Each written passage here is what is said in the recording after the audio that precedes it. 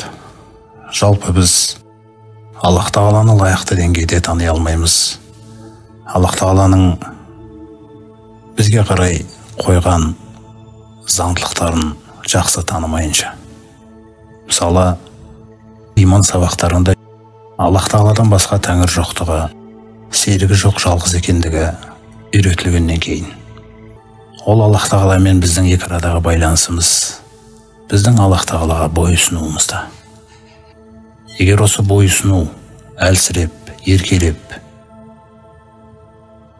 Алладан көрі дүниені артық сүйетін жағдайға да тап болатын болсақ, жалпы Аллах Тағаланың мына иман сабақтарында үйретілетін бір қағидасы, Мәида сүресінде айтқандай, Аллах Тағала аузу биллахи минаш шайтанир раджим, иғламу, біліңдер дейді, үйреніңдер дейді. Яғни сол иман сабақтарында үйреніңдер, біліңдер, нені? Анналлаха шадидул ғиқаб, Аллах Тағала қатты азап иесі екендігін дейді. Аллах Тағаланың азабының қатты екендігін, қатты азап иесі екендігін үйрен дейді бірінші.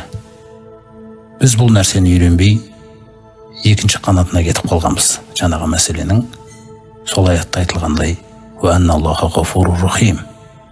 Және де үйреніңдер, біліңдер, Алла Тағаланың өте кешірімді, өте рахымды екендігін. Қайсысын бірінші айтты Аллах Тағала аятта? Қай қасиетін бірінші айтты? Біліңдер, үйреніңдер, Аллах Тағаланың қатты азап иесі екендігін. Сосын барып, Аллах Тағаланың өте кешірімді, өте рахымды екендігін. Біз өте рахымды, өте кешірімді деген жаққа қарай қатты еңкейіп кеткенбізде, соншалықты еркелегенбіз. Біздің халқымыз өз халқымызға да жағдайымызға айтатын болсақ, 30 жылдан бері Аллах Тағала тәуелсіздік сағалып бергеннен бері біз Аллах Тағаланың қатты азап иесі екендігін мүлде ойламаймыз. Біз өмір осылай жалғаса береді деп ойлап жатырмыз. Біз керемет халықпыз, біз осындай халықпыз деп бұрынғы тарихымызда болған абыройлы жағдайлармен мақтанамыз. Ол абыройлы жағдайлардан біздің өмірімізде бүгін түк жоқ. Солармен мақтанып келе жатырмыз біз. Осындай мақтану, өзіңнің ұлтың деп қайта-қайта қызыға беру, осындай дамыдым деген сөздерді бір айта беру, күллі нәрсесі бұл Аллах Тағалаға мен дайынмын, маған шақыру таста дегенмен бірдей. Бұл өте қиын нәрсе, құрметті жамағат. Күллі қазақ халқы мұсылман, алайда иманның талаптарына тәуелсіздік алған жылдан бері жауап бермеген мұсылмандар. Иманның талаптарына жауап бермесек, егер біз иманның талаптарына жауап бермесек, Аллах Тағала бізге мынандай нәрсені айтады. Анфал сүресінде: «Я айюхаллазина аману», ей иман келтіргендер, истаджибу лиллахи ва лир-расул, Аллаға және елшіге жауап беріңдер. Жауап беріңдер, иманның талаптарына жауап беріңдер. Иза даакум лима юхйикум, сендердің руханияттарыңды, руханияттан кейін өмірлеріңді тірілтетін нәрсеге шақырып жатқан кезінде жауап беріңдер дейді. Егер жауап бермесек ше, еркеледік мысалы. Алла Тағала кешірімді, мейірімді болды. Жүрегімде жетеді менің. Алла жүрегімде бар. Болды, жүрегім таза деп жауап бермедік. Онда Аллах Тағала айтады: «Иғламу, вағламу», онда біліңдер. «Анналлаха яхулу бейнал мар'i ва қалбихи». Аллах Тағала бүгін саған таңдауды нәсіп етіп тұр. Иманның талаптарын алуға бүгін таңдауды нәсіп етіп тұр. Бірақ ертең сондай бір күн келеді, сені мен ақылыңның, жүрегіңнің арасына кедергі бола салады да, сен таңдай алмай қалайсың дейді енді. Сондай-ақ біліңдер: «Ва аннаху илайхи тухшарун», сол Аллаға қарай қайта тірілетіндеріңді. Міне, мұсылман халықпыз дейміз, алайда ақыретке, Алламен жолығатын күнге мүлде сенбейміз. Алла Тағаланың қатты азап иесі екендігін тіпті уайымдамаймыз. Егер жағдай бұлай жалғаса беретін болса, қазір әлемде көріп жатсыздар не болып жатыр. Міне Аллах Тағала аятында айтып жатыр: «Уаттақу фитнатан», сондай бір сынағымнан, бейнетімнен, азабымнан абайлаңдар. ол бейнет, ол азап, ол сынақ, ла тусибанналлазина заламу минкум, сендердің іштеріңдегі әділетсіздердің басына ғана келіп қана қоймайды, сендерге қоса келеді дейді. Вағламу дейді сосын аяттың соңында. Біліңдер, анналлаха шадидул иқаб. Аллах тағала қатты азап иесі екендігі.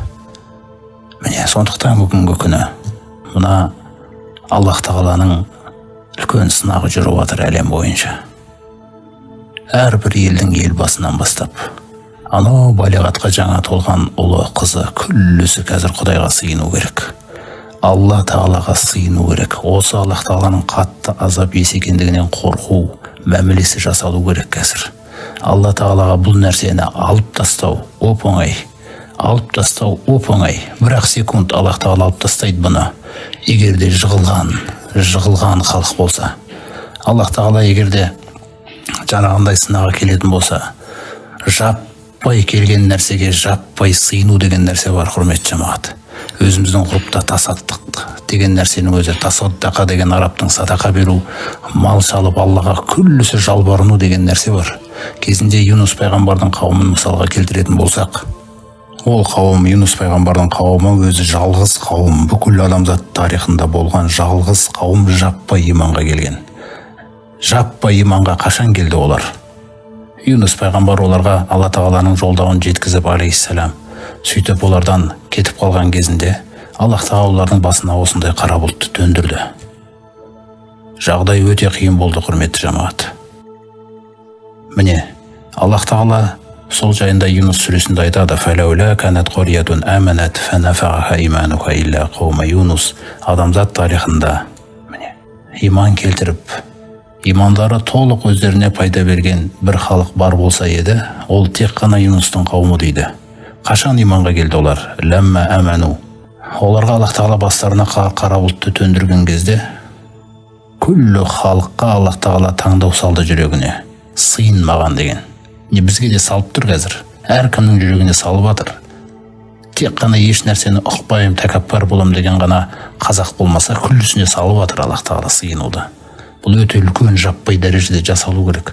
Сол кезде Юнус пайғамбардың қауымы күллісі, үлкендерінен кішкентайларына дейін күллісі далаға шығып Алла тағалаға жалынады, күллісі жалынып жатыр.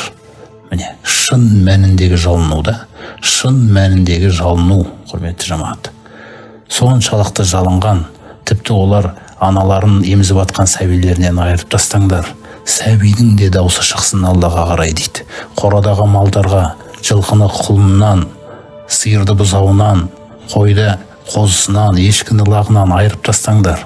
Малымызға дейін маңырасын, мөңіресін күллі қауымымыз, еліміз Аллаға қарай даусымыз шықсын, сыйынайық деп осындай жағдайда Аллаға жалынғандары сол еді. Аллах тағала қара бұлтты алып тастады.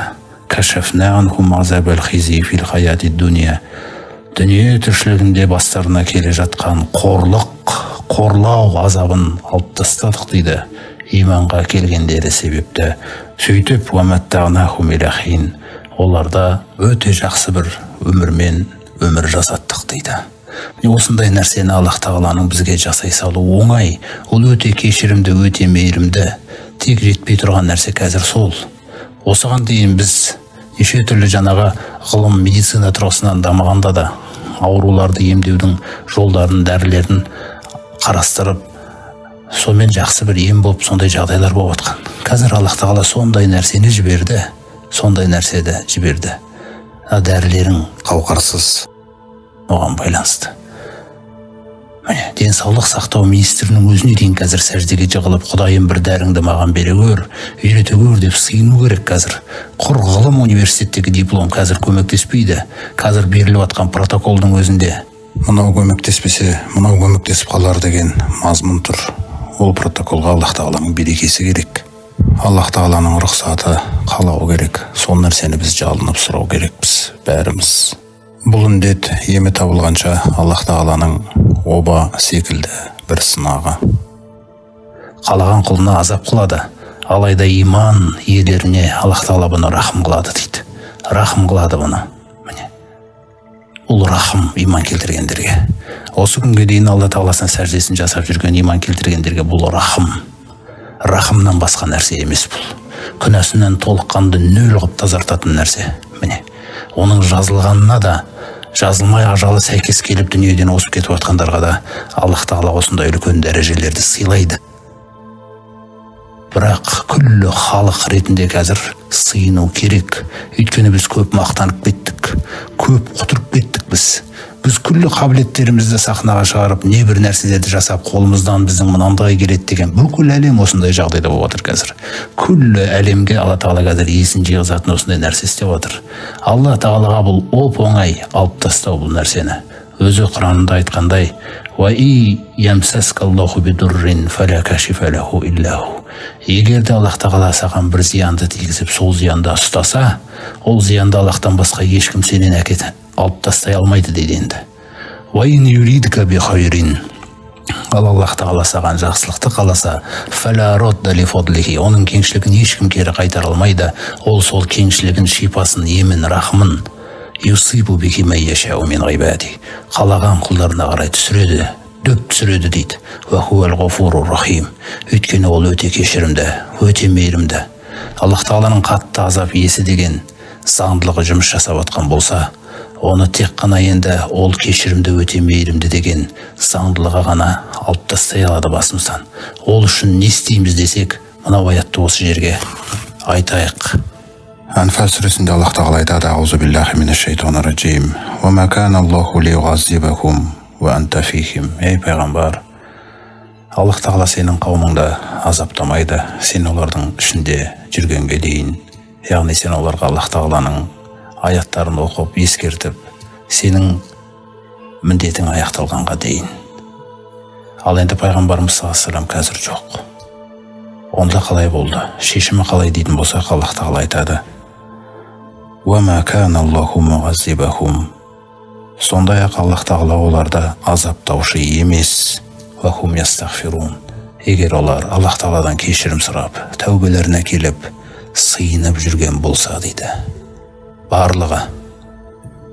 Егер де біз Аллах Тағалаға қазір осындай мәміле жасап, Аллах Тағаланың алдында рухани тұрғыдан осындай өзгерісті көрсетіп бермесек, дұғаларымызбен күллі халық біреу қалмай сыйыну керек. Өйткені бұл халыққа қиянат. Сыйынбай жатқандар мұсылман болса қиянат бұл. Аллах Тағаланың жәрдемін сұрауда осындай дәрежеде жаппай істелу керек. Жаппай келген нәрсеге жаппай сыйыну керекпіз.